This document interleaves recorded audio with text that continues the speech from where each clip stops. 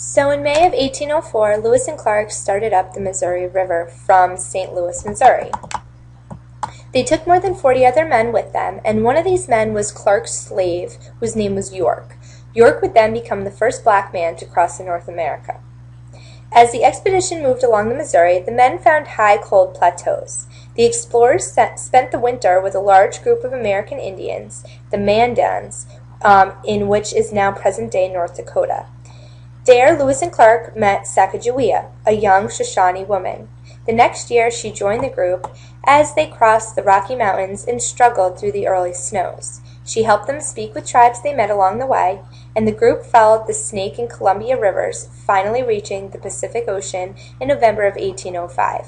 Now, a few things that you need to know. It was extremely important for Lewis and Clark to keep journal entries in regards, as I mentioned before, to the animals and the soil and the plants that they came across, but also to the various Native American groups that they had met, mainly because people during the early and late 1700s were used to some Native American tribes, but it was mostly the Mohawk Indians or the Powhatan tribes, as I had mentioned before, and they were coming across various groups that they were unfamiliar with, the Shoshone, the Mandan, and the more that they were able to communicate with them and be on good terms with them, the better opportunities they had as they began to expand west towards the Pacific Ocean. As I had mentioned, they were able to reach the Pacific Ocean in November of 1805, beginning their adventure in 1804. On their journey, Lewis and Clark mapped two more routes across the Rocky Mountains. And in 1806, they returned as heroes. So overall, the entire adventure took 2 years. It took a little over a year to get there, and it took less time to get back.